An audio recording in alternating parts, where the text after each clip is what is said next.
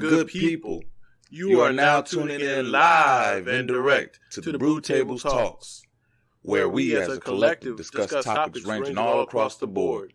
A place where brews that are like-minded come together and build. Welcome. Shalom, family. It's your brother Leon, the servant, back here again. Another back with my co-host Devon Lee. Leo the poet. What it do? Well, hold on. You Leon the servant right now, man.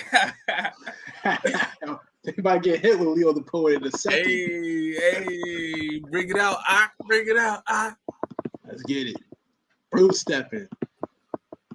Young Nab, baby. I only serve one being.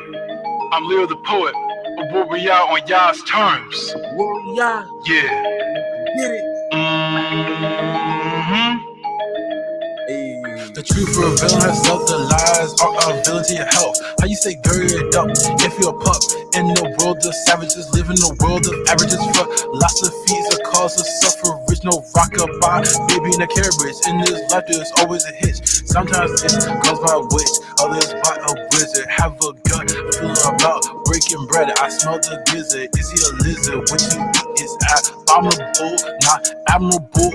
For not to judge what you eat, that causes beef with Levi 11. Get rid of the 11. Can't have you double stepping with the devil. That's stepping in like how he crept in the garden. Oh wow, how he has fallen. I guess that's what made him an angel. I just look at him with a different angle. I only serve one being. Don't you see how I'm fleeing the wickedness?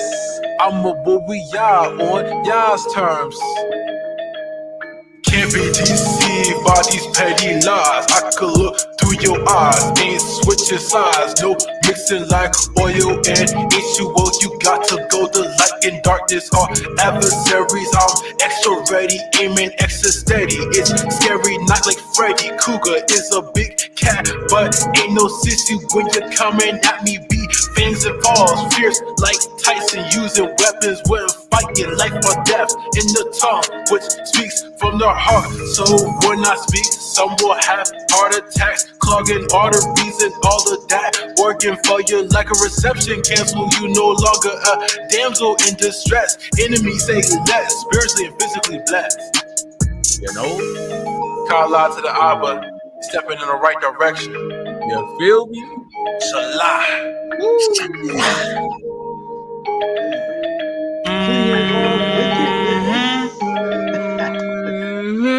Leo the poet. What another fire one. Hey, that was a great intro for us to get into this topic today, man. How we gonna step if we ain't healthy, man? Well, which direction are you stepping? Shoosh. Physical, mental, spiritual decay, or physical, mental, and spiritual elevation? What path are you walking? But before we get started, let's greet the good people. Yeah, man. It's been a minute, man. What's going on, everybody? What's going on? I see we got Barbara Lion. Hey, Barbara Lion. What it do? What it do? I see we got Steve Bless. Shalom, shalom. Israel's good. Ak. Hey, my brother's keeper. Khan. Nelly, son of Yah. What's good? Ak. Hey, we in here. Chael for real. What up, sis? Terrific Teresh. Terrific. What's the word? Missy Chrissy. Jocelyn Yah. Yeah. Everyone on the overflow. Everyone catching this on playback. Shalom, family. Shalom. Hey, man. We back with another one, brother, man. Hey, you looking pretty healthy over there, man. I'm healthy because I got that faith and desire. You know what I'm saying? I see you, man. Man, it's all love, bro. I appreciate you, man. Hey, I'm honored to be back with another edition, another episode, Brew Table Talks with my brother Leon right here, man. It's a blessing, man. It's a blessing. Big con. All right, we know what y'all signed up for. We know what y'all here, man. Let's hit on with it, Doc. Let's hit on with it. Go ahead. They know how we get down, man. Big con. All right.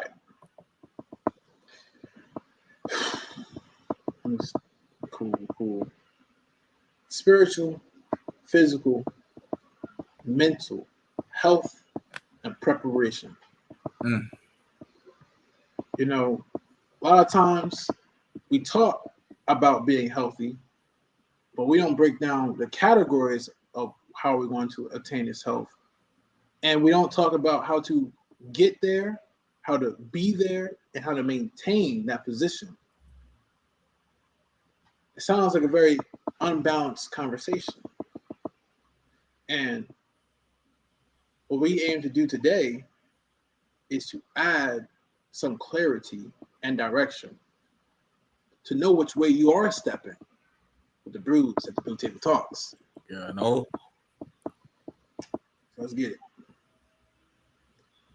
Crucial talking points is the acquisition and maintenance of spiritual, mental, and physical health. Okay? Because as you acquire something, now you have to make sure you are keeping it, guarding it, protecting it.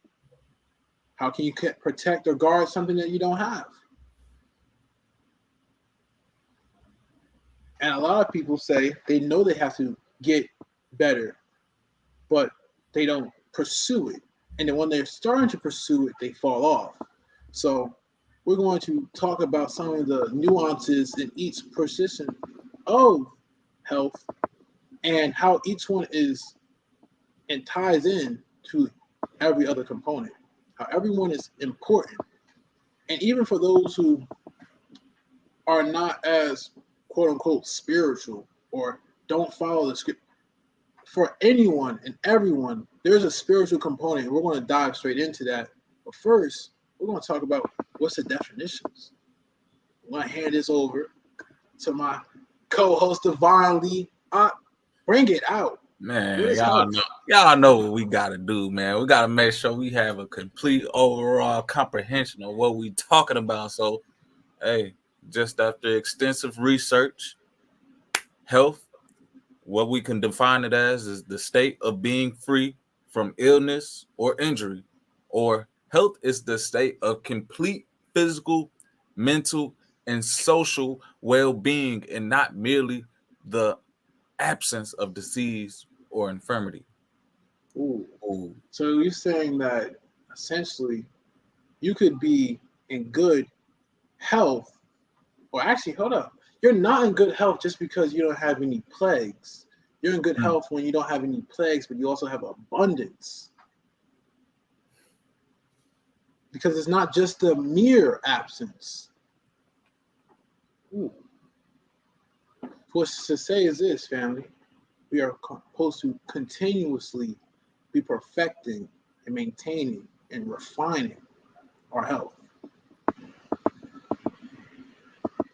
Let me harp on this definition right quick, where they talk about the health is the state of complete physical, mental, and social well-being. How beneficial is our social well-being right now? Of us even communicating with others in our community. How healthy is that communication? Do we even practice healthy communication with one another to be able to socialize and come up with solutions? Where people look at just being healthy as far as just, oh, my body's able to perform a certain task and I'm not sick. Well, can you talk to somebody and for you guys to get an understanding of what's going on? Because that obviously that falls under the category of what healthy is. You should be able to talk to somebody right next to you because your social well-being is actually integrated into what we view as health. And I mean, it kind of goes and piggybacks off of our last conversation where we left off with communication. And to say that, well, family, communication, you have to be willing to address an issue. But if you don't have the mental and emotional intelligence of unpacking these things, you're not going to be able to get anywhere. Sheesh. See, and we say health, and people only think, well, exercise and eating right. But health in the aspects is the state of being of performing good, elite performance, and whatever you're doing. So if we take that understanding, well, you want to be healthy in all things, which means you are practicing appropriate moderation and ascertaining the different things that you're doing. Time management, discipline, learning. Because without those things, you would not be able to even understand the standard of health. And what is it to be healthy? That's what I feel like. That's what I feel like we're lacking right now, bro. A model of health standards where you can see someone and they're physically well off, mentally. What is the gauge? And then spiritually, how can you even see something that obviously is not portrayed, especially in this day and age when you can let's use a word, manipulate the spirit. So it's like, what's really the model of health standards? How do we function and grow in a world where we don't even know what healthy is anymore? When you see billboards and they tell you to practice health, you see them with a mask on their face. Like what social well-being is that to have a mask? Hey, John, hey, bro, you hear it? You see it? Josh Yah says can't have healthy communication with the mask on. Man, people can't even hear you. Which moves us right to our next slide. Right? Is what does a healthy person look like then? What is the model? What is the blueprint? And we really have to seek out these matters to say that we are trying to be healthy. See, they tell us, I don't know if you ever really started working out, but just wanting to, quote unquote, look good, right? Have areas toned. That's not a great metric to understand your goals. They say use SMART goals, having a specific measurement, or actually a specific definition of what you're trying to do, a measurable way to see this thing, and make sure it's ascertainable, which is A, then R, repeatable, and T, teachable, right? And a lot of us don't do these things when we're looking at our health. We have a fuzzy idea of what we really call healthy. But how can you really be pursuing health if you really don't know what it is? He's like, well, I'm just supposed to be able to do X, Y, and Z. I don't know, run a mile and eat greens. Like, that's so vague. You can go so off because there's so much more knowledge to inquire upon. And what we aim to do is to set down the foundations of how to look deeper into these matters, starting off spiritually.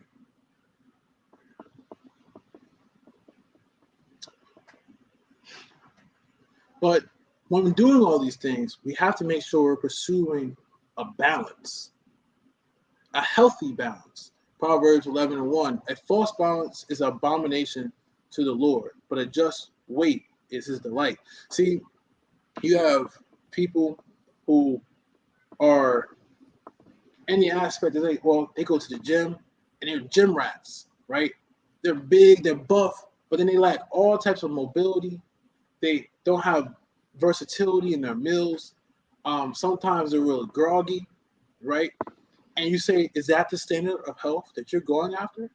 I mean, yes, they work out, but to what avail if they're spending 5, 6, 10 hours in a gym and they're not able to pursue their other goals? Or are you like the ones who do yoga? Yeah, they're limber, they're nimble, but what force can they apply when they have to move weights or when they have to make that move the couch? Do they have the strength to do the small tasks? Or the person who has a diet on point, they have the abs, but when it comes to applying these things, there's no substance.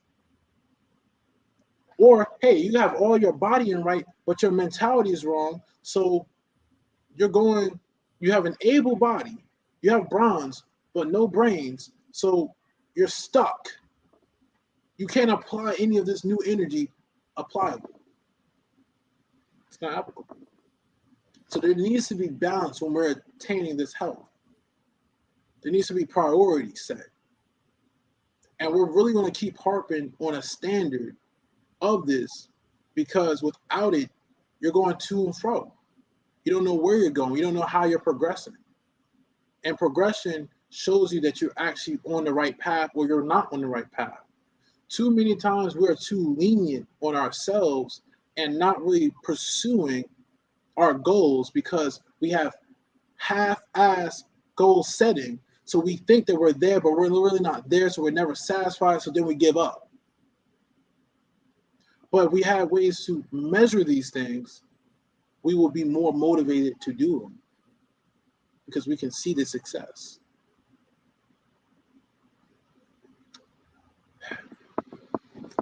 I know that's a big topic, brother, especially when you hit on the aspect of someone being physically well kept, but when you get towards the mental and how they speak and how they think, you really tend to look at this person and say, is this really a healthy individual? Yeah, their body might be functioning at top maximum physicality, but when you really look at it, their minds, whenever an obstacle comes or whenever a struggle occurs, opposition, their minds, how can I say, it perpetuates dysfunction within their body. So it's like, how good is a tool whose operation or program, whenever it gets wet, it just shuts down. So that's what we see in society right now, bro. Big con. But it doesn't even start with the mind. It starts with the intention, the spiritual component. That's really where everything starts with. Your soul. What's your motive? And let's bring it up. Let's bring it up real quick. Spiritual components. What is the importance of the spirit? This dictates how you ascertain the finer things, how you go after your goals, how you actually get your desires. What do I mean? Well, if your motive is to, let's just take fitness, because that's what everyone associates health with. If your motive is to be the biggest person possible by any means necessary, you're going to take steroids. Because that's your motive. But if your motive is to be as strong as you can be in a healthy manner, you're not going to take steroids because your motive is different. You have a code of conduct that you're going to enact. So then you have to rationalize these things, and then it goes down to the mental, and then it gets down to the physical. But your intent on setting these goals of health starts in the spirit or your soul, your motive, your will, your intent. It starts here. So when they hit you with scriptures like, well, Mark 8, 36 and 37, like, what shall it profit a man if he shall gain the whole world and lose his soul? Or what shall a man give in exchange for soul? People be like, man, that's overly religious, right? But let's really sit here and ponder this real quick. What is the point of gaining all these things if you didn't gain them the way that you wanted to gain them. You had to compromise your intentions. You had to compromise your integrity to ascertain them. And to further expound upon this, for those who are hard of hearing, here's a pivotal thought. Gaining the world, but to lose your soul, is essentially you dying for something that you will never produce fruits. All the labor and work that you are doing is supposed to help you live out your life at a higher caliber. But instead, you are biting the bullet instead of using it to conquer your adversaries. It is like you got a job to ascertain money, but never to spend the money because you're always at your job. Mm.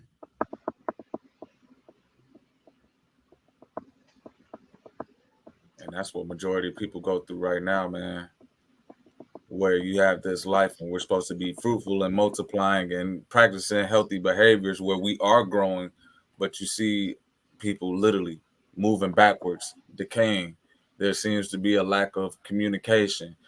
Communities, as far as having mental health, this is a very talked about topic right now, where you would think everybody's healthy because we portray perfect bodies. But then when you really look at it, like you said, what is their intents? What is their spiritual motives? How can you determine if someone's spirit is healthy or progressing? I mean, one of the ways we found that out was by easily having conversation, testing the spirit. Many people don't even have the time or make the time to get to know who or what someone is just by asking questions and seeing what comes forth from the heart. The abundance of the heart speak of what the spirit wants to say. But then it's just like we put on these glasses of mental decay and see everything in the fashion of if it's destroying, then it's good for us, which is baffling. But hey, chasing after cheap thrills. hey, man. And it's crazy because I just did a video talking about connotations and implications, saying the intent of all these things. When you speak, there's certain words that you say that give off a certain perceived notion. For instance, when someone's angry versus when someone's irate. Same word, but irate or someone's pissed off gives the perceived notion that they are ready to enact with wrath. Yeah. Well, being angry just means that you're upset. So when we're talking about the spiritual and where your intent, your motives are coming from, and your heart, we're speaking from the abundance of your heart, we are really looking into these deeper matters. So we apply this with health. Well, what is your intentions of your health? Is it just to look good? Or is it to feel good? Or is it to look and feel good? Or is it to impress others? Like, why are you seeking this out? Because that's going to dictate the way that you do everything else and how you acquire everything else. The old saying, health is wealth. So, yeah, you want to be able to portray yourself as someone who looks good in order to, gang. Come on, man, brother. We red-blooded over here. And of course, the ladies make sure that they look healthy in order to attract, in order to build, now you got people who are on social media. Their health is literally their wealth. You got people who sell workouts, people look at their body and say, how can I do that? They're exchanging transactions of money for their health plan. Now it's like, man, what about the mental? What about the spiritual? If you don't have those in order, how can you really operate and be wealthy? Yeah, we are now starting to learn that money does not make you wealthy. It just makes you able to succumb to the vices. It's a tool that allows you to more abundantly tap into resources, whether they're good or bad. And I want to go back to the aspect that, yes, we're not overly religious. There's nothing wrong with you wanting to look appeasing to the opposite sex. But be honest, is that what you're doing this for? Because that's going to have you redo everything. But we also want to say this: just because you're looking good on the outside doesn't mean you're good on the inside. So your heart health, your lungs. So how long is your out or your exterior is going to keep up those things because your interior is decaying. So we're just saying have a balance. Because trust and believe, I don't know if I would work out as often as I did if it didn't have some physical benefits. Because guess what? Everything that starts in the spiritual manifests in the physical. So of course there's going to be things you're going to see that happens in the physical. But if it says that no corrupt tree can bring forth good fruit, and no good tree can bring forth corrupt fruit. In the aspect that the intent to see where it starts at, that's how it's going to end. And I want to bring up this passage that Brother Israel brought out. Thanks, Proverbs 13, 17, and 18 reads, "A wicked messenger falleth into mischief, but a faithful ambassador is health. Poverty and shame shall be to him that refuseth instruction, but he that regardeth reproof shall be honored." See, what's very important about this is that a person who brings an unbalanced approach, tells us, oh no, you gotta do it like this, and you just gotta put 10,000 hours in here and completely forget that. A wicked messenger. He's gonna have you fall into mischief. He's gonna have you fall into delusions.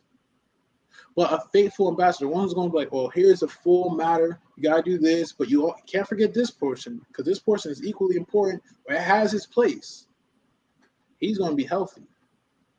And the one who's going to be able to accept the instruction, he's going to be honored. It says what? A just man, when he's admonished, he increases in learning. But the wicked, they hate and they will mock you. And guess what? The wicked, poverty and shame, because they couldn't take wise words. They couldn't grow necessarily. When you don't even consider the wise instructions, which is for you to live life skillfully, which is for you to live life more efficiently, more effectively. You make things easier for you. You create longevity. Say that your body is functioning at full capacity and you're able to move easily. And I'm going to just correlate it to me doing cross country. The endurance that it takes physically to run, let's say 10 miles. Yeah, that's something that you need to build up in your body, but the mindset to keep going, knowing that there are times where you hear many athletes talk about it. Oh, I had my second wind, where you know that your body's telling you, hey, I'm tired. But necessarily, is your body tired because it's, not healthy or you didn't train for it? But then it comes where, are you mentally healthy? Are you able to say, I've done this. I have this longevity. I have this health of my mind to keep going and to make sure that my body is producing beyond what its capability is. I can hit it on something. You just explained how the physical, I feel pain. So it checks the mental. Be like, well, what's your attitude? How are you going to do this? Right? And it goes to the spiritual. What's your motive? What's your intent? Well, no, I got to do this. I can do this. I set out to do this. Then the mind's like, okay, well, we need to make sure that the body can finish doing what the spirit feels like it's led to do. So then the mentality is like, okay, release this. Tells the body to release these hormones, release these endorphins to keep going forward. So let's talk about the mental aspect. All right? Let's talk. Let's bring it out. Hey. Right?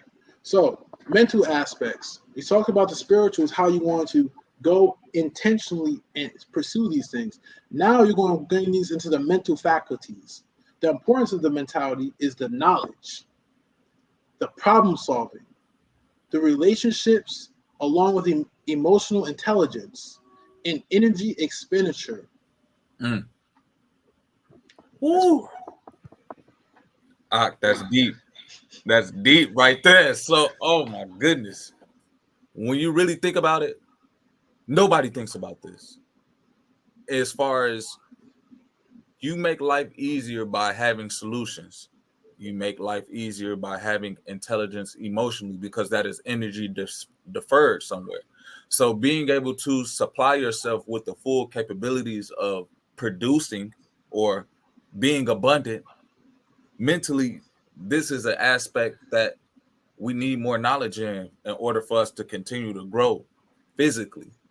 And also it plays on how we operate spiritually.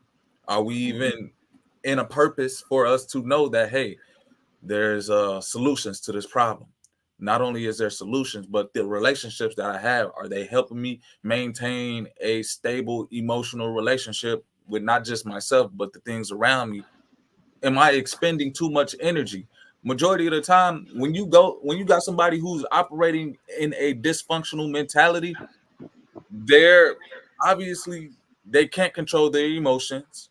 They have relationships where they don't trust people. They ultimately create more problems than they have solutions. Can you really say that they're knowledgeable about just their self progressing in life? So how healthy does that make a person physically if they can't even think about the things mentally? Um, so, what are your priorities? Because that's how you decide how much energy you're expending. What's on the top of the list? What's at the bottom? Which one is more important than the other? Even if they're all important, you need to make sure you are dividing your attention, because we have a limited amount of time in a day. We have the limited amount of attention in a day. We have a limited amount of resources in a day. So we need to make sure that we're assessing each and every one of them and putting the appropriate amount of energy to each one. This also affects your attitude when you're hit with certain things. Because if that's a low tier or a low hanging fruit according to your standards and principles, then you are going to have to reevaluate how much attention are you going to give this. Which then goes to your emotional intelligence, because just because something is bothering you, if it's not at the top of the list or if it's not in order, you got to push this aside. But goes back to your intent with also emotions, because this affects your relationships. If your relationship to build with someone is to be edifying, to build one another, then when there's a problem, right, it's not who is right, but it's let's be on the right page. It's not arguing to prove that I'm right and I'm trying to instruct you, but I'm trying to say, hey, there's an issue right here and we need to resolve this. This is one way to do it. And where you're saying this, I get that, but you're missing this component. There's a completely vastly different approach because your intention is different. So your problem solving is going to be different. You're going to view and use your emotional intelligence differently because you have to get that goal. Your goal is not to argue a point. Your goal is to communicate and gain a similitude of peace. Ooh. And when we talk about energy, which one takes up more, being frustrated or operating in peace? Calm. Big calm. But now that you have the intention, you have to open up your knowledge to be able to do these different problem solving techniques, to be open to looking at solving it this way or solving it that way. Because if you don't, well, you might be like, well, I want to resolve this peacefully, but I don't know how. So in that aspect, you have to be very careful also of pride. Because knowledge puffs up. Well, if you just listen to me like this, it could work like that. Well, if you just listen to them like that, it could work like theirs. It's very important. We are talking about health, spirituality, mentality, and physicalities, that we are looking at things with a balanced perspective to gain our goals that we're searching after. Once again, family, this is the groundwork so that you can apply this to being healthy in all aspects of life. This is not just a hard hit. Okay, well, do this 3 times a day. Do that 4 times a day. This is a secret. That's a secret. Have you peeped, family, that they be telling you that there's 8,000 secrets to success for one thing? Like one is saying this is a secret, the other one saying this is a secret. But when you really look at it, it's consistency and application of one and being able to prioritize one of these things and doing it, you're going to get certain results. Like, have you ever realized they'd be like, well, this is the herb right here. You guys take this, you're on point. Take this religiously, consistently. And they'd be like, yeah, no, this is the same thing. And then people say the same thing about a different herb. And it's like, no, this herb is better than that herb. It's consistency. It's the intent. It's the mentality. And you spoke on something big where you were just saying how the mentality, how we go into even the herbs. And as you've seen in the beginning, where the artwork was portraying a medical bag and a pill. Mm-hmm. The mentality behind what we put into what we think is health nowadays. Like, it's alternative and primary ways of dealing with health. Yeah. See, alternative medicine was not always called alternative. It was actually what we used to do, and we called that medicine. Now it became alternative because certain superpowers brought up certain things, and they put a lot of money in different areas. But if you don't have the mentality to seek out the thing that you have been convicted to do, you're just going to follow what others are doing. And it kind of reminds me of this quote by Albert Einstein, right? And he says this: we cannot solve problems by using the same kind of thinking we used when we created them. Means that we have to be willing to think outside the box. Thinking outside the box doesn't mean that you have to do something unorthodox. It means that you have to step back and look at all the dynamics of this, see how these things work with each other so you can fix it. You know, when you're thinking outside the box means you can see the whole perspective. That's it.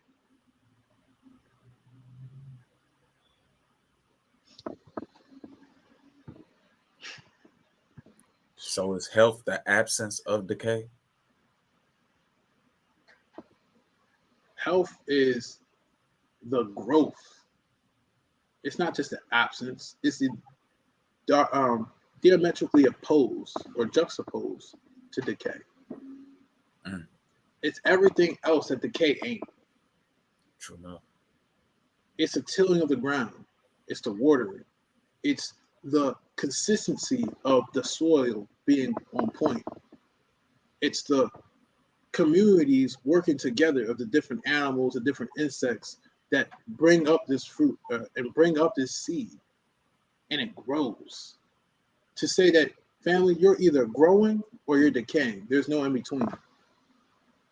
You're either building or it's coming down, because guess what? Time is always passing. So there's a force that's always being imposed upon what you're doing. And to say, no, there is a time to rest, but you rest too long, you'll be slothful. And you'll realize that everything you had withered away. That's not healthy, unless that's the season that you're in. Give unto me model of health standards. Show me people that bring forth solutions when there are problems. Show me people that find cures when there's a dis-ease within the body. Then I'll be able to show you somebody who's healthy. I'll be able to show you somebody who's mentally functioning correctly. I'll be able to show you somebody whose spirit is in tune with purpose, knowing that they're here to make sure that others also receive what it is and the meaning to live and to be free. Like, we, as a people, we should not be succumbed to unhealthy behaviors and living life as far as just being uncomfortable in our own bodies, uncomfortable in our own mindsets, uncomfortable even talking to each other, socializing, because that deals with health as well. When we over here communicating via YouTube, this is us actually engaging in healthy traditions. Whereas a people, we were always meant to say hello. You feel me? Communicate with one another, come around and have a good time. But now there seems a day and age where there's a dysfunction in the mindset, bodies, as far as the physicality goes in place. Who can you say is a model standard of health, even if you can't function and socialize correctly? Where, like you were saying, man, that why would you charge somebody for health? Or why would you keep it a secret on how you became healthy? And yeah, Why is it a business of health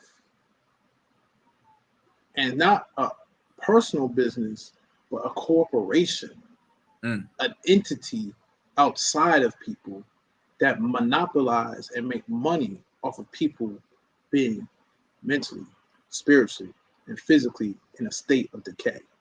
mm, Because hospitals, how do we go from a point in time that there used to be a family doctor?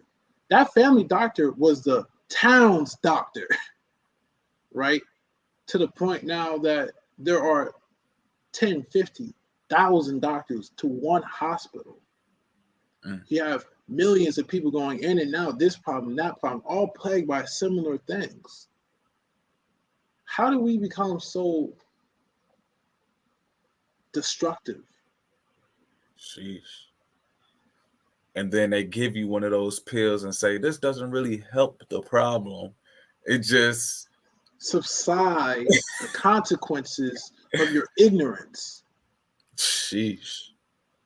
So what's health when you have a society that pretty much brushes the solutions underneath the rug and gives you a placebo of dysfunction? Mm. And it kind of reminds me this is our mentality. See, from people, they're taken from the spiritual. I need to make money by any means necessary. Well, guess what? If it's by any means necessary, it doesn't mean you have any moral conduct. So a person will be like, well, I could dupe this person, I could trick this person, I could give them a little bit of this, I can give them a little bit of that, and make money off of them so that I can eat. And that goes to their mentality. Here's what Israel brought up this scripture, Deuteronomy 28, verse 54. So that the man that is tender among you and very delicate, his eyes shall be evil towards his brother, towards the wife of his bosom, and toward the remnant of his children. And it's interesting that he brought that scripture out, because after this video, I'm going to be talking about the mental, physical, and spiritual plagues of our people, and explaining that this is also showing us this is how we're bruised. Tap in. That's going to be around like an hour, 2 hours after this live. And it's something to really examine. It's something to really consider on, well, if your mentality ain't right because your intent is off, well, then you're physically going to do everything wrong. Man. So, bro, let me go ahead and so you said something very important about how people would do things for financial gain. And as we see these corporations, they are operating in terms of bringing forth health, but is it really helping?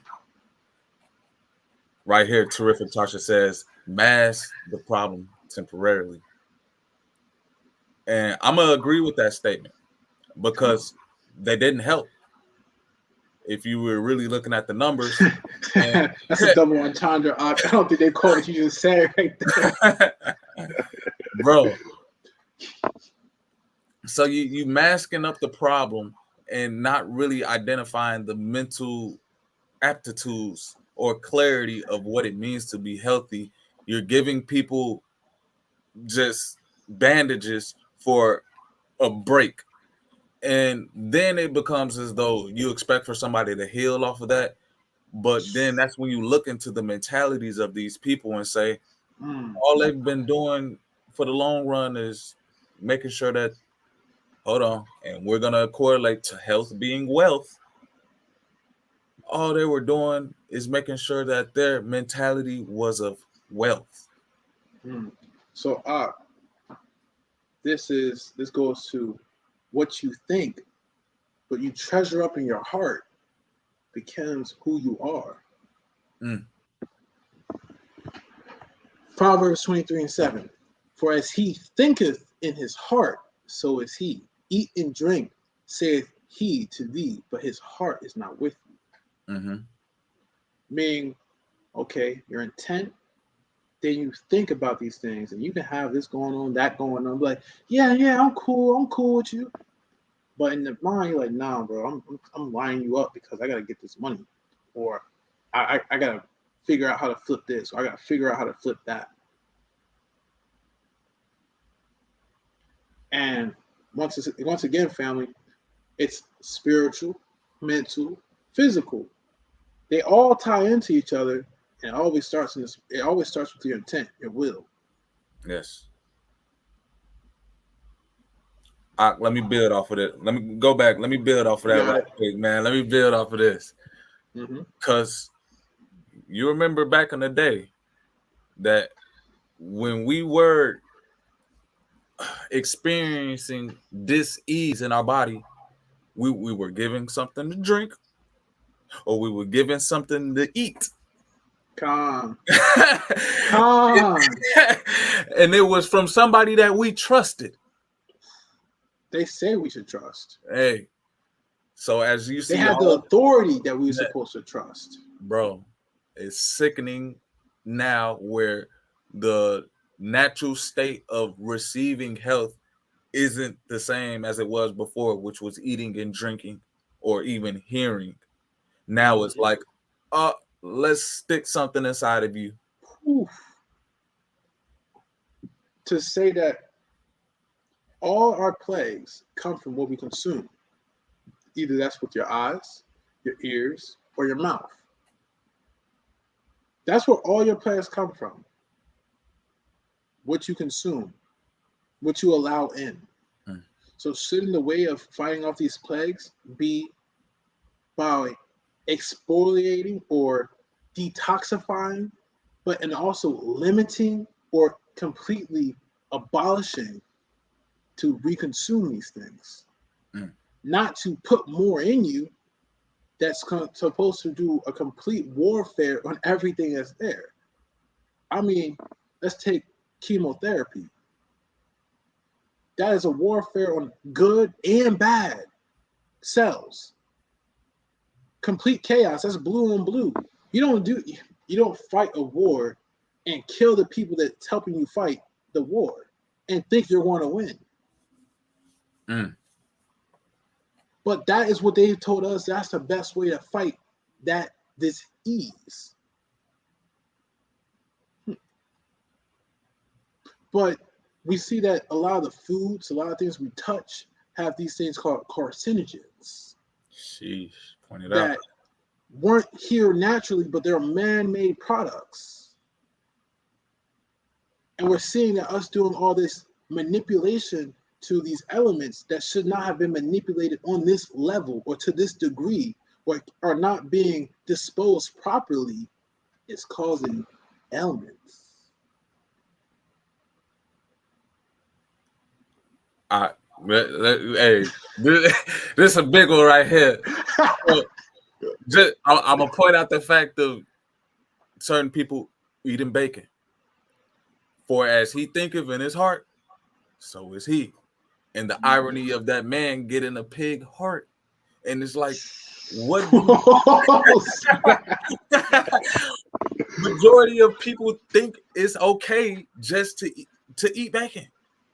Bro. Most people think it's okay to drink heavy liquor and just they're gonna. But it's the lack of knowledge, because if they would have known, if they actually would consider, well, what does a pig eat? What is their purpose? And to say, all right, let's just break this down real quick, fam, for anyone who still eats pork and whatnot. I mean, you do as you see fit, right? But we're going to give you some things to consider, right? Think about it like this. A pig eats slop. It eats all different types of corrupted matter and stores it in itself. It does not have the ability to detoxify or to break these things down to a level and package these things out. This is why it has like pus and all these other things, because that's what that animal does. So you're eating something that eats things that decay, right?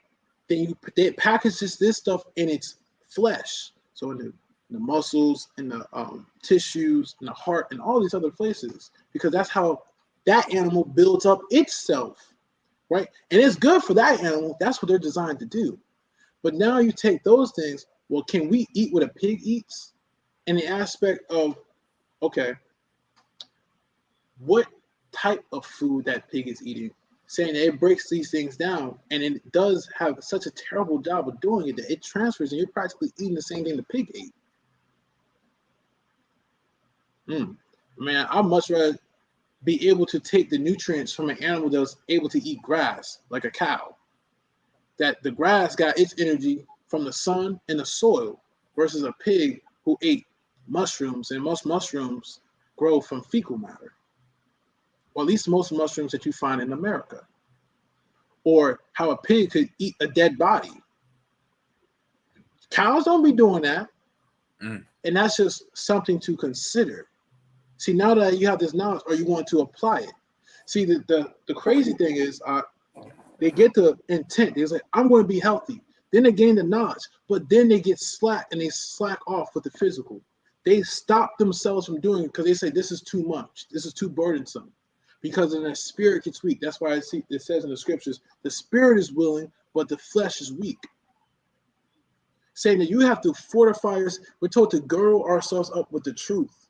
I mean, we got to fortify ourselves with, no, this is the facts, so we move as if that. Period. Point blank, period. Facts over feelings. And create things in a balanced manner so you can keep doing it. You get me? So, for anyone who eats pork, you know what I mean? I don't eat that. Scripture tells us not to eat that, but you do what you see fit. If you think that's healthy, then you're going to dough. That's all I got to say. Throughout the scriptures, what was he asking for? Let me get the unblemished animals. Let me get the first fruits. Let me get those animals that wasn't touched yet. Let me get those fresh and clean animals so that when I put it inside me, the mentality even of eating something that you know, like you pointed out, eats decaying, possibly decaying other animals, possibly decaying humans. You have people who operate in that spirit and that mentality. Oh, I'm going to just eat anything, as we've seen throughout YouTube, where people will engage in these mukbangs, and it's like, what is the purpose even behind you eating now? And it is really going into playing, okay, what's the health behind your mentality when you're thinking about eating and it bringing forth your body the fortitude to preserve itself, and not just for consumption for body to feel good, but for spirit to operate within body to fulfill a purpose. What purpose is it if you're not able to perform the task that the Most High has put on your heart to do? So this gets to the point that what I spoke about before is, once you have this knowledge, what you want to do with it. Because when you know better, you're supposed to do better. Therefore, to him that knoweth to do good and to do it not, to him it is a sin. To say, we learn these things and be like, oh, you know what? I'm not really supposed to be drinking soda. Maybe I could do seltzer water, or maybe I could do this alternative, or I could do that alternative, or maybe at least the bare minimum, restrict how much soda I'm consuming. The bare minimum. But every time we see the opportunity to get that, we do it. That you're grieving your own. You're like, I know better, but I'm addicted to my sin, or I'm addicted to me being in a desolate mentality. Spiritually decaying myself because my spirit tells me not to do this. My mind tells me not to do this, but I'm going to let my body do it anyway. Sheesh. Something to deeply consider. Can I address this Missy Go ahead. comment. Go ahead. Well, Missy, you want to know why pig is considered unclean? There was a parable in the scriptures where demons were casted out, and they went unto the pigs. Right here. Okay, but his will is real. Mark chapter 5, verse 11 through 12. Now there nigh unto the mountains a great herd of swine feeding. And all the devils besought him, saying, Send us into the swine, that we may enter into them. The mentality of a swine, a pig, the spirit of a pig. Do we even question these animals? If you look at them in their natural habitat, they just roll around in mud. Exactly. What grace do they have that we're like, we should eat that? They have no sense of self-hygiene, right? They have no sense of any of these.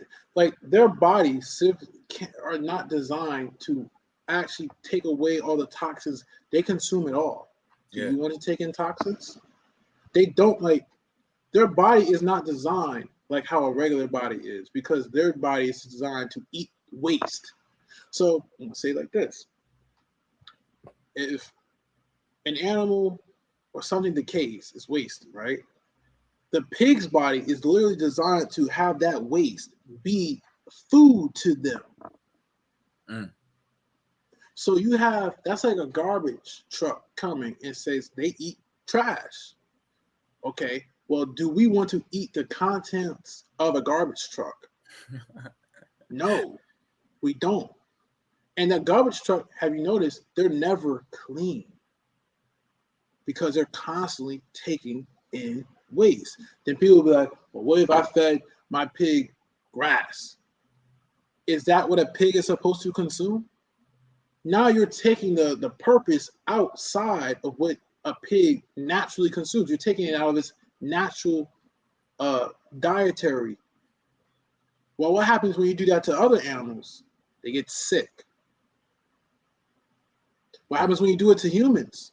We get sick. We get plagued by diabetes. We get plagued by high cholesterol. We get plagued by all these other things. So why would you do that to another animal? Because of the fact that that animal is designed to do that. But are you designed to take in what that animal is designed to take in and have nutrients? Makes it unclean to you. There's other scavengers that eat other scavenging animals because that's how their body is designed. But humans are not designed to be scavengers. Hope that was helpful.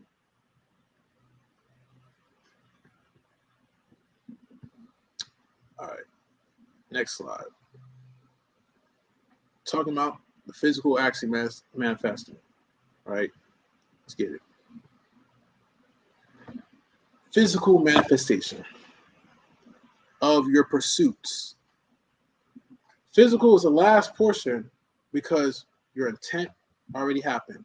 Your mental faculties of getting what your intent is happening.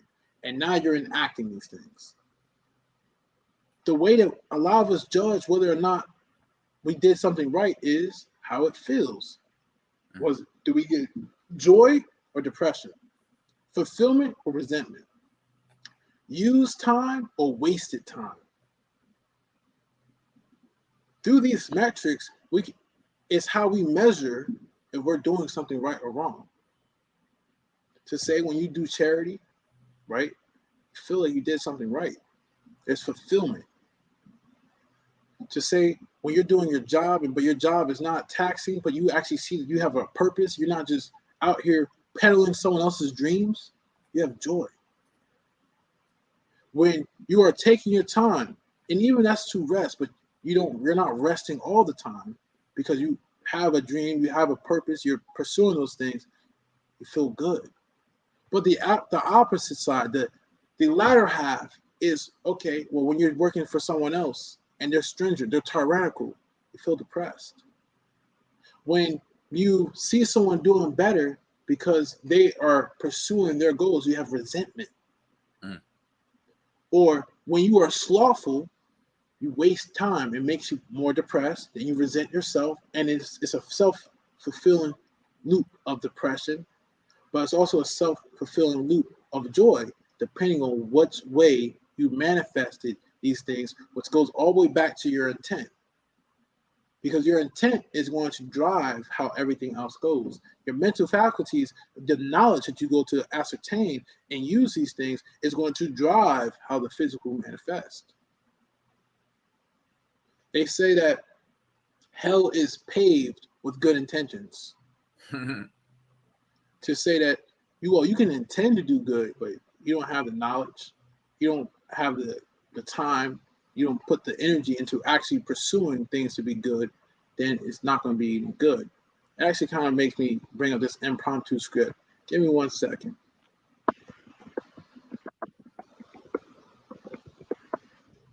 That's good. We're going to go to Romans 16. This just came to mind.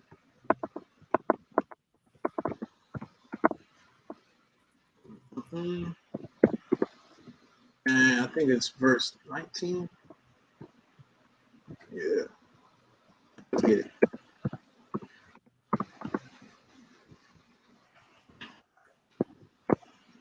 So let me bring this up for y'all so y'all can see what I'm talking about.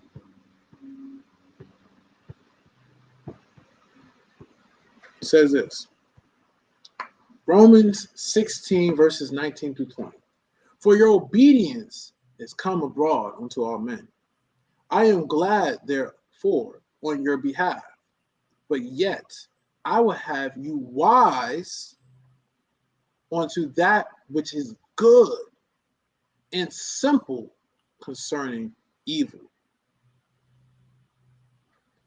To say, well, you can have all the good intentions in the world, but if you don't actually seek out the matter of how to do these things right,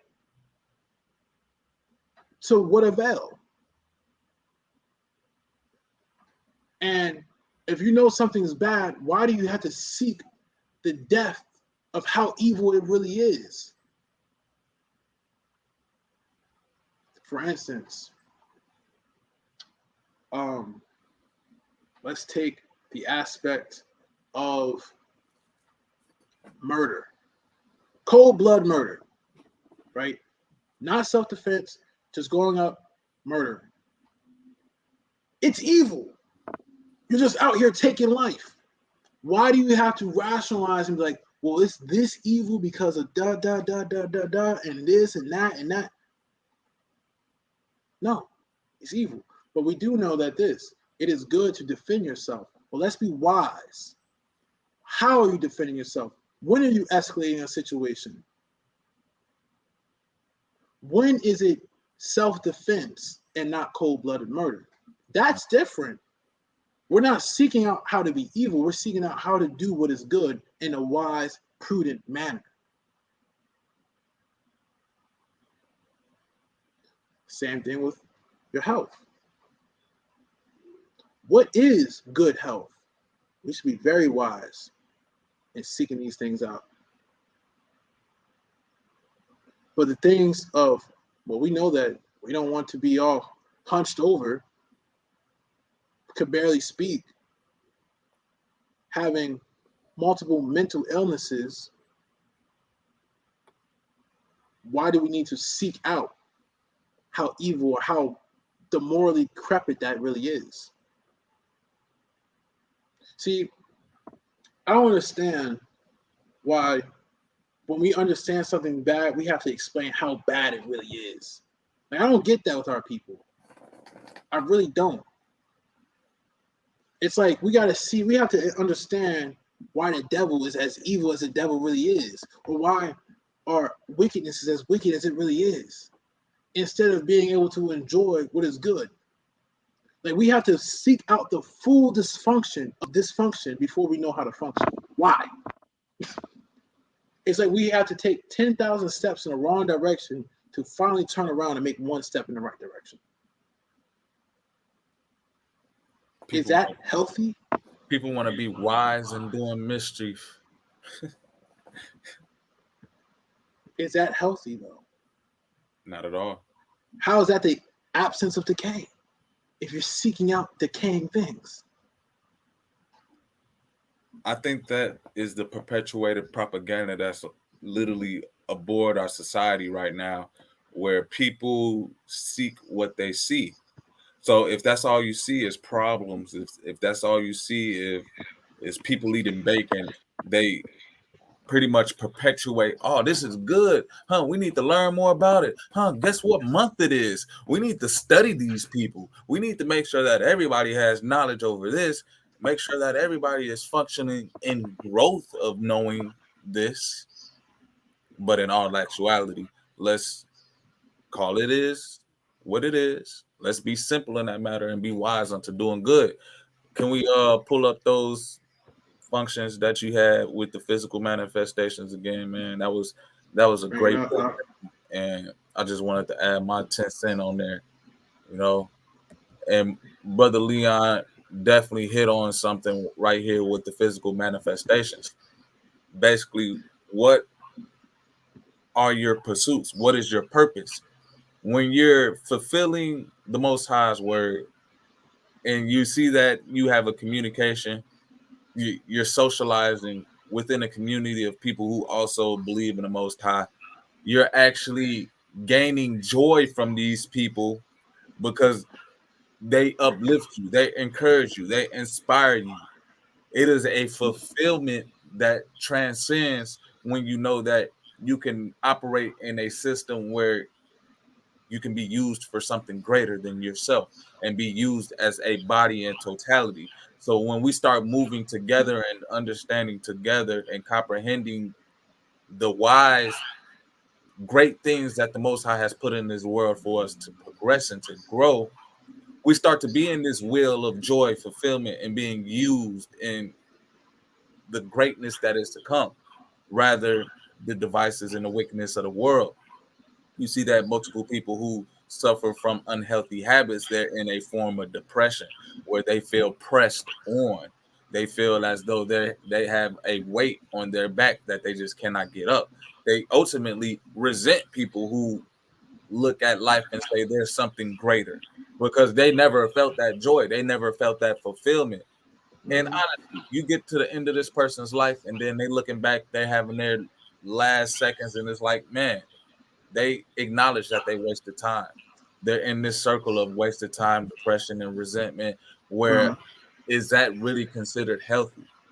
uh, So you have people in this world right now where they're educating us to live in that state where the joy, fulfillment, and purpose and being used for a righteous manner.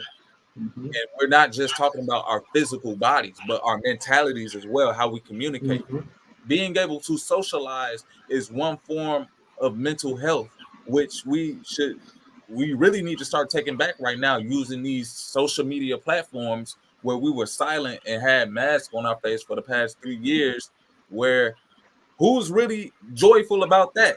Who's really feeling as though they're moving in fulfillment or being used for something great in advertising joy and hope and love with a mask on your face? The only thing that I seen with people wearing masks was depressed faces. They resented these things on their face, and it was like wasted time because as you were not able to breathe in the fullness of the air that the Most High has supplied us, guess what? You wasn't getting oxygen to your brain to actually help your brain grow even more than it should be growing right now. con, con. And I want to elaborate on joy versus happiness. Justice Brown says the difference between temporary happiness and overjoy. Mm, And to say, okay, when we start seeing that the spirit, mental, or we're tripping up with the physical, right? We need to find the righteous counterpart. We need to find the right way to do these things. See, what makes something wicked is not necessarily the desire. Great example is this for a man wanting to have a woman. Ain't nothing wrong with that. I ain't one of those overly religious brothers be like, well, no, you can't desire a woman. You look, see, I sought out the matter, and I know the words that was actually used. But to say that there is a right way to do it. See, Satan didn't really create anything. He just learned how to pervert everything. Mm. Eating good food is a really good thing. Yeah. Food is meant to taste good. That's why we have taste buds. But to seek out food in the manner that it rules over you, to seek only joy, that's not good. But, for instance, bacon. Like, man, bacon's good. There's turkey bacon. And if you learn how to cook it right, it tastes pretty good. Then you gird yourself up with well, I know the other bacon might taste a little bit better or might be a little bit better this way, but that is going to clog up my arteries. I'm going to take this and I'm going to learn to love this because I was indoctrinated to love that. Do you understand the actual doctrine that was passed around to force Americans to take the bacon, eggs, and bread? I think that's where the traditional American diet. It was a doctrine that was passed around. It was something they put a lot of ad revenue. Do you understand? Before the American breakfast, most people had maybe some coffee, maybe a few nuts, and they went with their day until maybe lunch or dinner. Like, that was not a normal thing for Americans. So we was indoctrinated to love these things. Mm. So keeping that in mind, we learn, now we have to unlearn and relearn. Reposition ourselves. But you have to have the spirit, the intent to be willing to do those things. And it kind of brings I got a few scriptures that bring up and really like run home with this. Right? So we're going to go to Jeremiah 10. Oh, not my bad. Jeremiah 17, verse 10, which says this: I, the Lord, search the heart. I try the reins, even to give every man according to his ways and according to the fruit of their doings. You know, we see that a lot of people, you know what? Wicked people do get what they want, but it comes with thorns and thistles. And like I said, they compromise their integrity. Righteous people do get what they want. It comes with hard labor and work, but it comes with joy and peace. Mm. Everyone gets what they want, but what they want always has consequences, secondary, tertiary things that come into effect. And if you do not take these things in considerance when you are making your judgment calls, then they're going to overtake you by surprise. So keep that in mind, family. Also, I want to bring on the Proverbs 23, since we've been talking a lot about eating.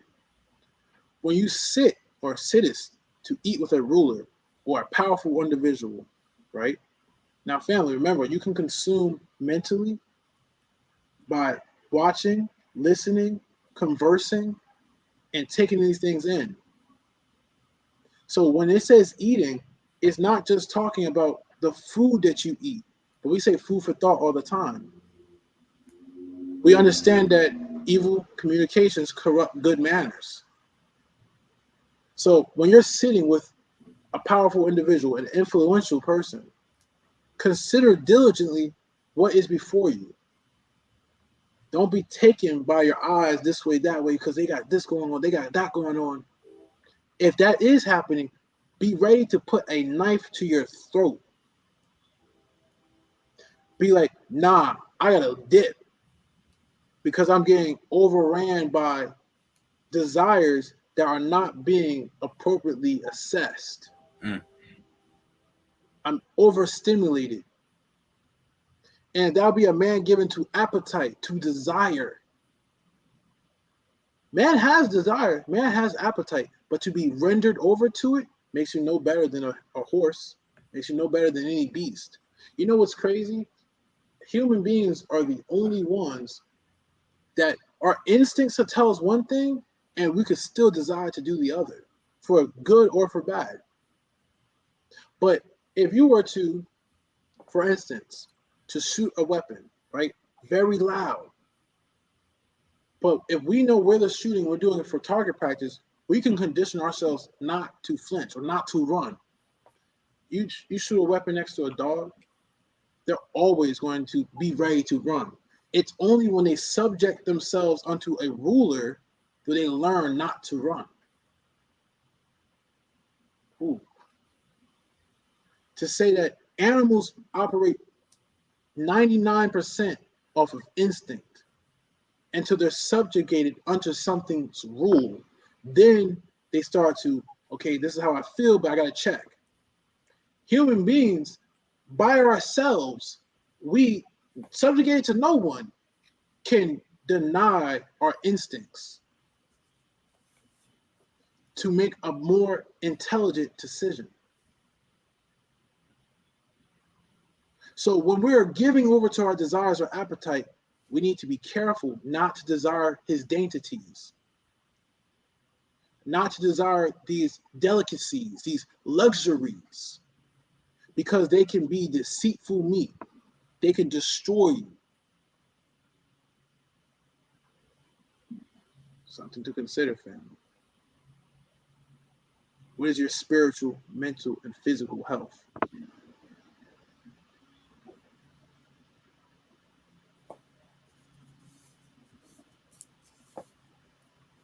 Amen to that.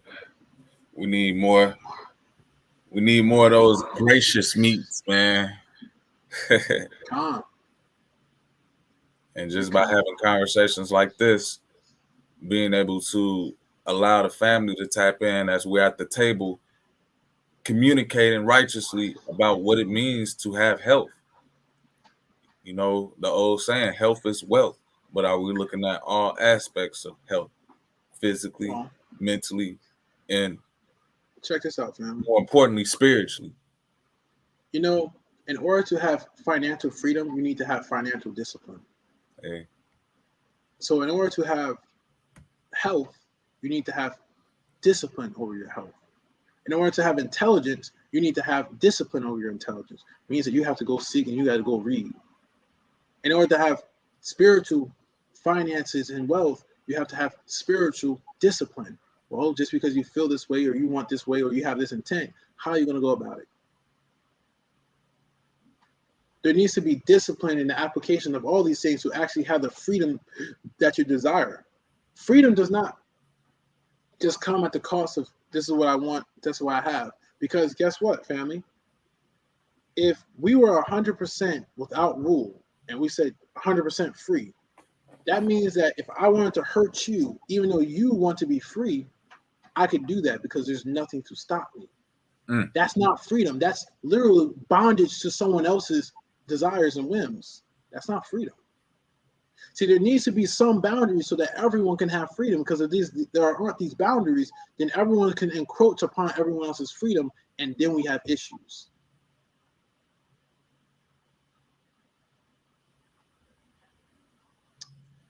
We have big issues there.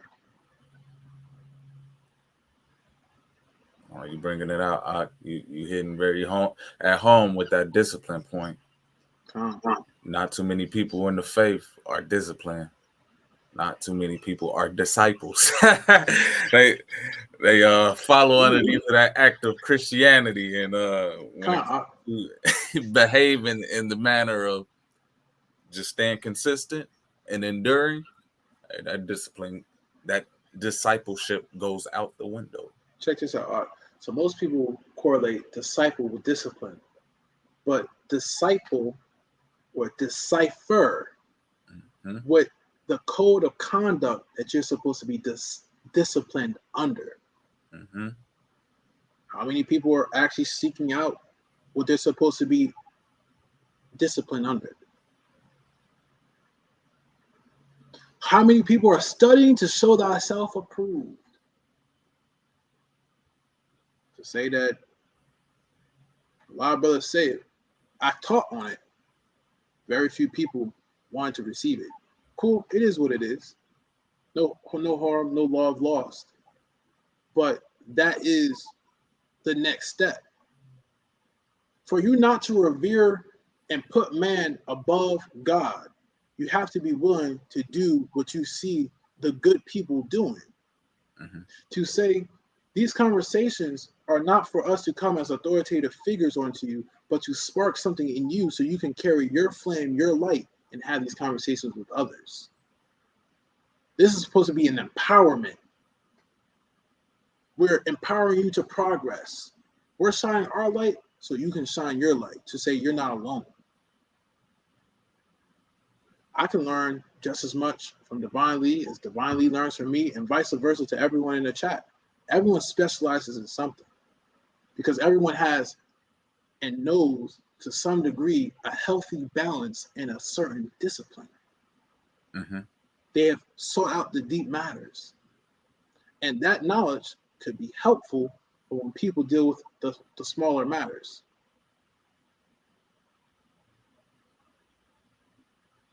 Big facts. Khan. I think it's time to open up and see, is there any questions, comments, concerns, things you want us to dive a little bit deeper in? I know it's been a while. I think we're gonna give the chat what they want. Welcome, the good people.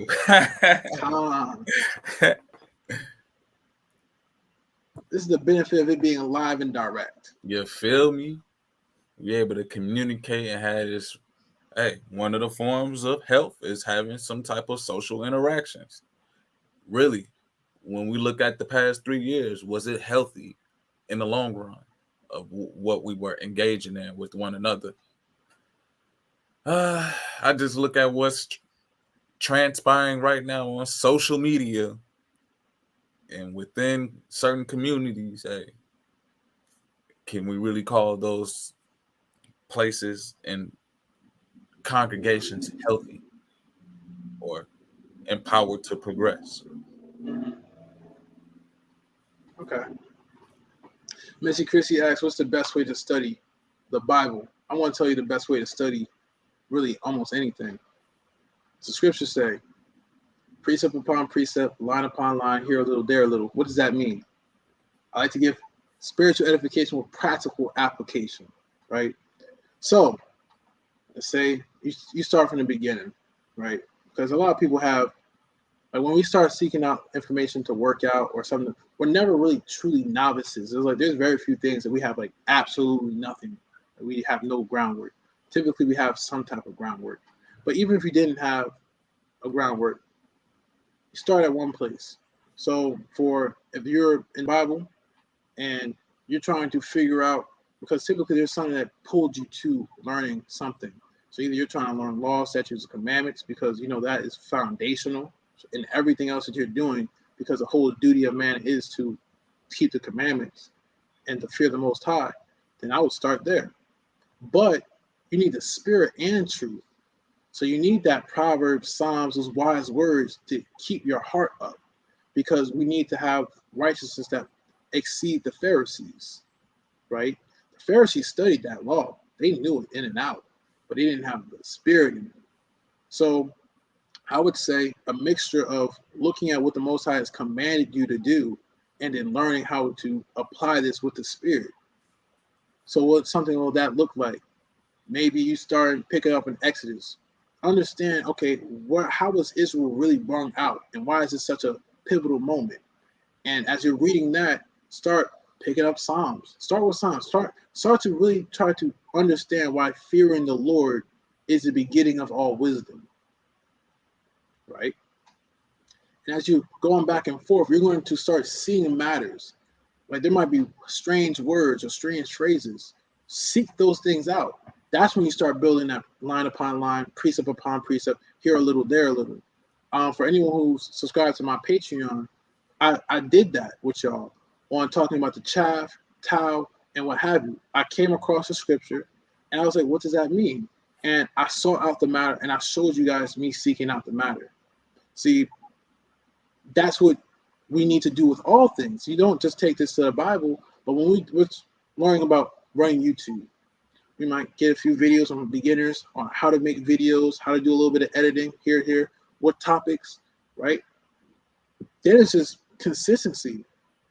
Then it's like, okay, well, I know how to conform a sentence and a video so people understand what I'm saying. How do I make this more appealing? How do I get this out more? How do I now upgrade my content level, my quality? You know what I'm saying?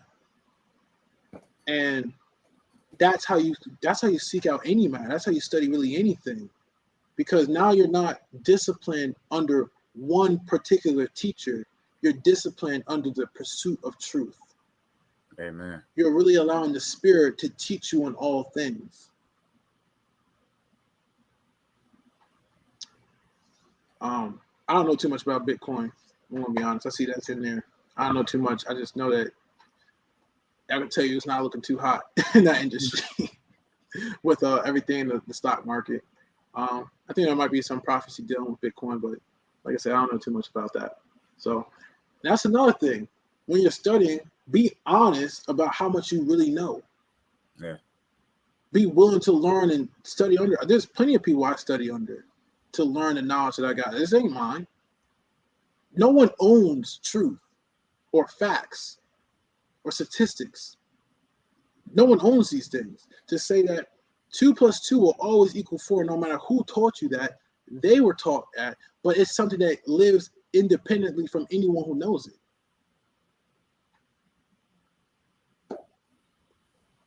So that's what I would say.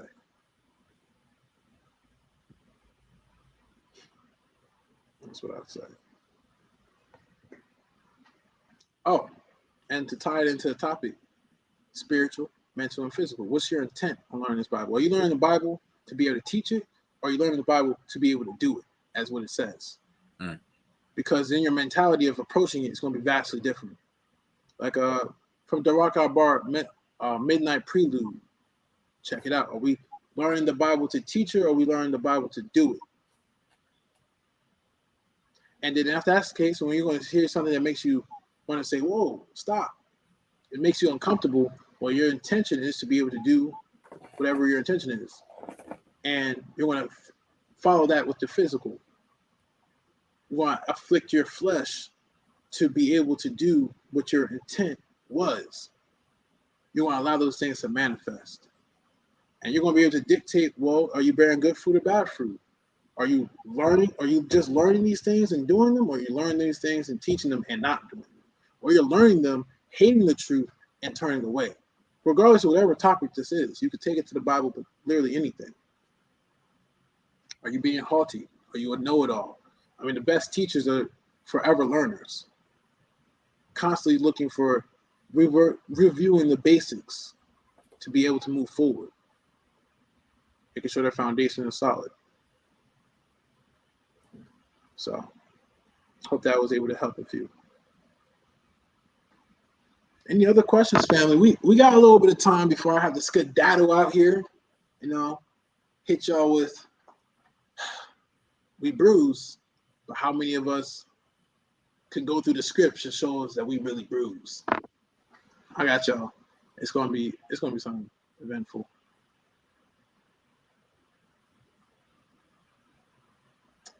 To say, family, we say study to show yourself approved, and I don't want to just say those words and just cast the whole thing away. I want to be able to help you guys go on the path of studying to show yourselves approved, to actually have and give you the resources so that you can go back and be like, okay, this is the blueprint, let me apply it this way. Or this is the blueprint, let me apply it that way.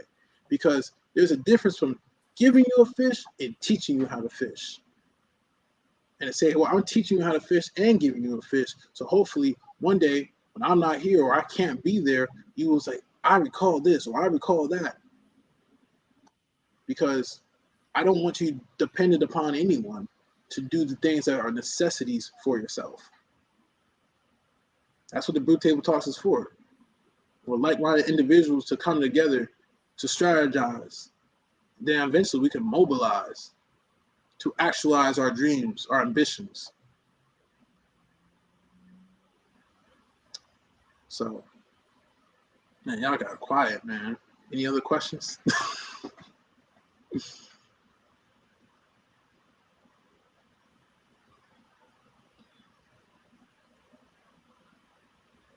Nelly said, all right, let's see what direction this is going. All right, does the rules that are said in the Old Testament still goes today? I'm going to do a video, I think Friday, talking about the New Covenant, Old Covenant, and whatnot. But to give you a short and concise answer is that Christ said he came not to abolish, not to destroy the law or the prophets, but to fulfill. He said, not until heaven and earth pass away, not one jot or one tittle of the law shall likewise pass. So, in layman's terms, he said, I ain't come here to tell you to stop doing what the Father told you to do. I came to do what the Father told us to do. And all those prophecies that regarded to me, I'm going to do them. I'm going to show you that I am who I say I am. My actions speak louder than my words. And anyone who tells you to do away with the law, they are the least in the kingdom of heaven. To say if your whole duty is to fear the Most High and to keep his commandments, well, where did he say his commandments? Now, the one thing that is not even done away with, but it's got executed on such a high level that you can't give up a better offering is the whole sin offering. See, the reason why there had to be animal after animal after animal is because what value is an animal life compared to a human's life? It has value. So it could take away those sins you did then. But if a brother who was completely innocent died for his brothers who were going against his father just to intercede with them, man, what is the price of a life? To say the price of a life in an animal is your hunger. And anyone who says I'm a vegan, well, the price of the life of a plant is your hunger. But the price of the life of a person who is innocent is priceless. So that's the whole reason why we don't do the whole thing dealing with sin offerings anymore. But the rest, it applies. And the sin offering is still in effect. It's just done on such a high level, we can't overdo that.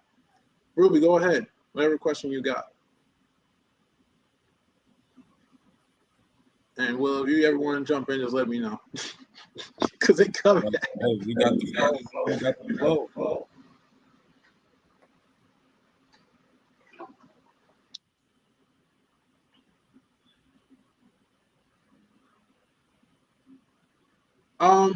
I wasn't saying necessarily trucking is not recommended.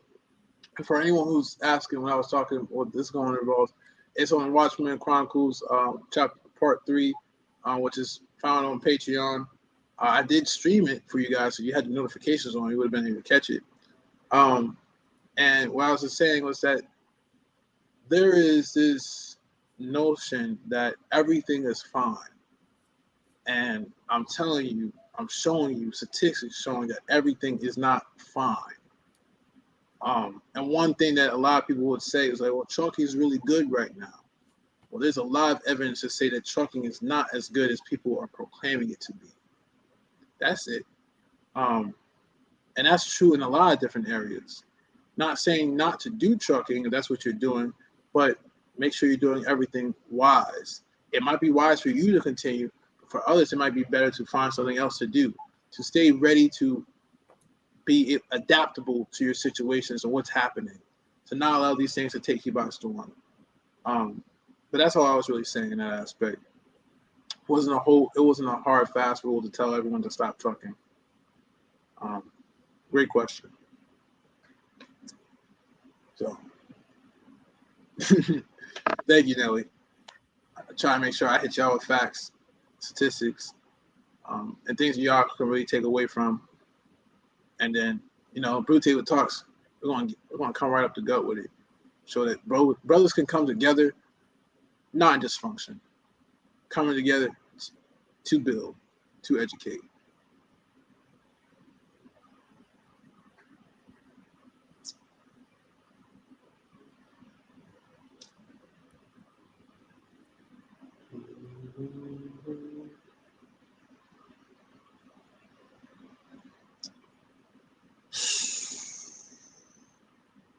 That's yo, you want to take this question right here? I mean, from Brother Nelly. He say, "Is it stupid to become a professional football player if I put God first?" I think you already answered that question.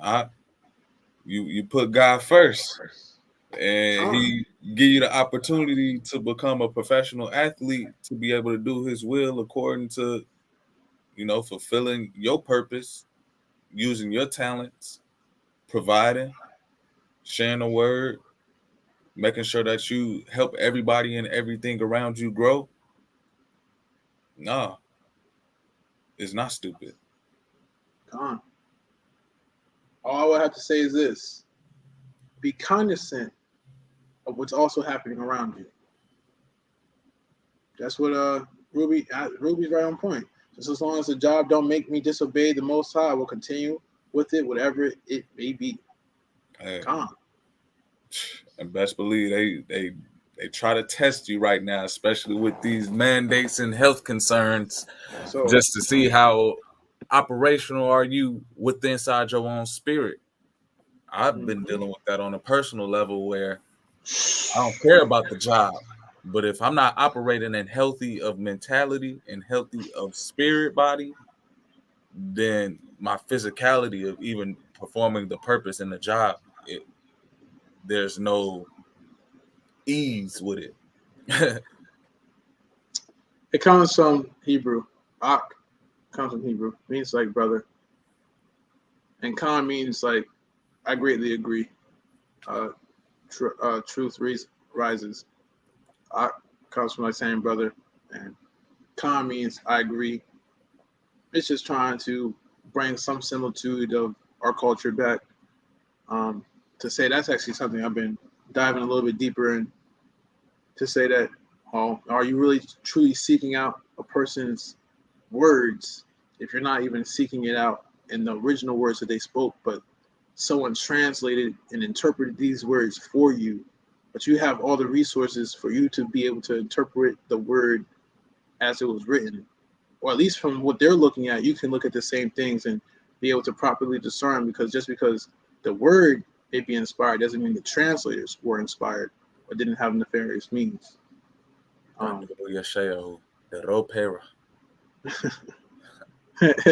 hey, that's food for thought. Another thing right there.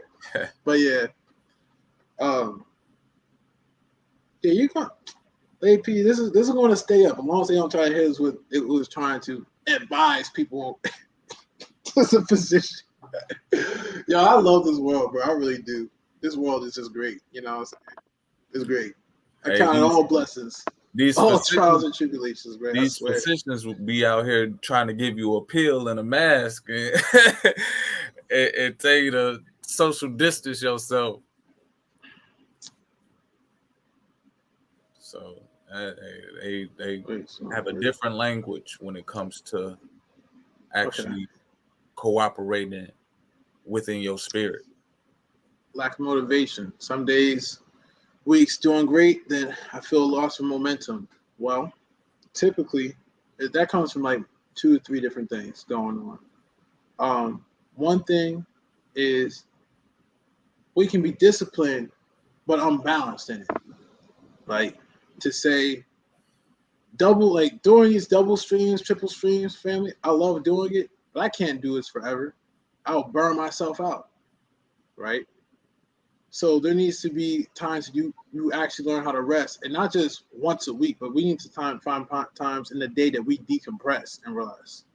And that's one thing that's going to allow you to keep that fire going, to get that fresh oil, so you can burn once again for the next day.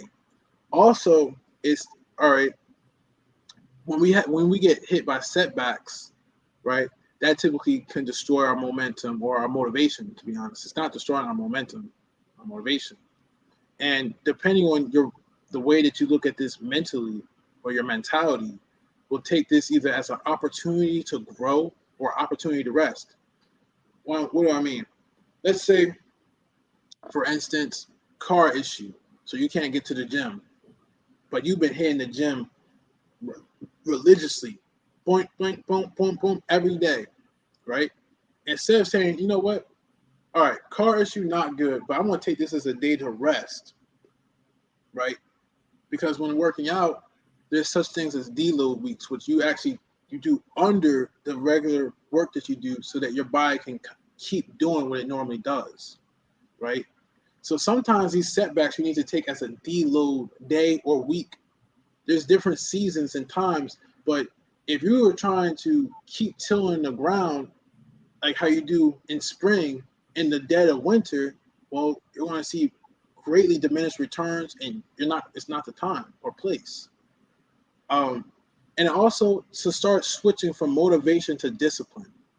Stop trying to do everything when it feels good, but understand that this is just who you are.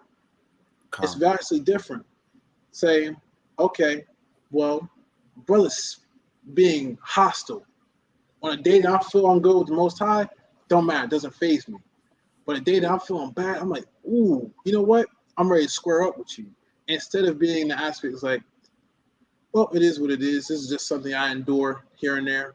Take it as it is. See, the lack of energy that you put into something could be a benefit or a negative. So we make some aspects way bigger than it has to be. And we also need to learn how to modulate our work in the aspect of, let's say it's running motivation. Let's say you run 3 days out the week. But one day you just don't feel like getting out of bed. Instead of being able to be like, all right, you know what? Instead of a run, I'm going to walk. Right? So you're like, all right, I could do a walk. Right? Get yourself ready and da. You start walking. Well, because of your discipline to stay consistent, now you start going through the motions and you start feeling motivated. You're like, you know what? Started to walk. I actually want to do the run. Cool. Do the run. Got yourself there. But even if you did the walk, now you're able to look at yourself and be like, well, I didn't feel like running, but at least I walked. You can cut yourself slack because you provided it through discipline. Now, if you feel that there's multiplicity of days, this might be an indicator for you to actually rest, that you've been doing it too much. But just going purely off of your emotions and whims will only lead for your destruction. Because there's more than one way to interpret your emotions. The same emotions that tell you that you have anxiety and fear is the same indicators and emotions that tell you that you're excited. Keep that in your mind, family. Shoot, I'ma just go ahead and sing to you. You gotta keep your head up, elevated, motivated, demonstrated, patience, no more waiting. Prayers penetrating. You gonna always be what you have, behaving, overcoming any situation. So what's motivation when you got discipline and you know who you are? You got to do it. Hey, you living a life that you want to live. You got to make sure that motivation isn't the only factor, but it's your behavior of what you know, what you have to do, and who you are. Man, you are the one who's going to demonstrate that to people who you are by how you behave. Let that be your motivation. You say that, nah, hustling in the bustling cold. Hey. Just know you got to keep your head up in the thickest fold. Bro. I know the story was told that you follow the Most High. Friends turn to foes, relationships erode, walking on the narrow road. Parents can't see the vision because they lack intuition. Count it all. Understand, if we actually looked at and understood that there's going to be times that we don't feel great, but we're going to have to push through it, and we rationalize this because that's our intent is to be healthy, right? Our intent is to be consistent. Then we need to mentally prepare ourselves when it's going to get a little tough because we know that, okay, not every day you're going to feel great, but you got to still do it. Mm-hmm. Right? So you rationalize that and you get that understanding, then physically it's a lot easier to do. Yeah, they too much. You want to hit on this one right quick? How you feel about it? All right. Like guys like people like Rashid Jamal spreading the truth. I know you guys really don't mention other content creators like that, but I'm just curious. I'm gonna say it like this: Most High can use anyone, but not everyone's gonna bring the balance and a proper division of the word. And to be honest, I don't really watch that man's content. I've heard a few things, I saw a few things, and to say that I don't think there is a balance there. You know, these like conscious wokey woke people. Have you realized that they never tell you what they're subscribed under to? It's like, well, I felt this way. What did we just talk about, feelings? That your heart can be deceptively wicked if it's not checked. If you don't have things that you subscribe under. They never tell me what they're subscribed under. They be like, oh, I was aligning my chakras, and you get what I'm saying? Like, I'm like, well, who's to say that your alignment isn't off? Who over here beaming you up, man? Exactly. But, hey, so when it gets to what Shayal just said, the new age, you really got to take into account who they're talking to as far as the spiritual aspect. And in any stream, you know, I make sure that people hear my inspirations, the Most High, you know, the God of Israel, the God of all hosts and spirits. You have certain individuals who have these ideologies about spiritualism, but then they refrain from even having a connection or a relationship with the Creator, as they're just a part of the energy spectrum. No, I'm a child of the Most High, y'all. I'm sorry, yo. I'm stuck with that. Hey, for real, that's what they be on. They be, hey, my chakras are like, who beaming you up? Man. Like, the seventh gate is open. Let me stop. What gate you going through? You know, there's many gates. Right? Oh man, yo! For anyone who watches anime, right? what kind of little demon they gonna bring out of them? They got the nine-tails fox thing going on. They got the two-tailed beast. Like, come on, bro! Like, what are you unsealing? What are you tapping into? that be my thing, man. I be seeing the real woke spiritual people, and hey, I gave them a listen just because, you know, they was hitting on a spectrum where it was like, okay, they look healthy, you know. Nah. Pause. Why are they all built like twigs? They have. I'm talking about the ones that got real discipline, man. The ones that be working out. You feel me? But if you realize those people don't ever even follow those doctrines all the way either. Hey, and you never know what supplements they're off of. So, but I would also say this, right? Balance. Some of the things they talk about, there is some truth to them. Just like how Satan asked Eve, well, didn't Most High say you could eat of all the fruits in the garden, from all the trees? Well, yeah, besides that one. Well, you won't surely die. See, this is what the lie was crept in. You won't surely die. No, they all died in that same day. No, they lived 900 years. Well, the Most High said a day to him was like 1,000 years. None of them made it to a day years old. Ooh. So Satan lied by telling a little bit of the deceptive truth. And because you had itching ears and you did not seek out the matter in its appropriate discipline, you did not gain understanding. Understanding the scriptures is knowing what is holy and unholy, right? You didn't seek out it in order, and maybe it wasn't revealed to you in order. So you went to someone who gave you contaminated water, and you said, I will drink to my fill.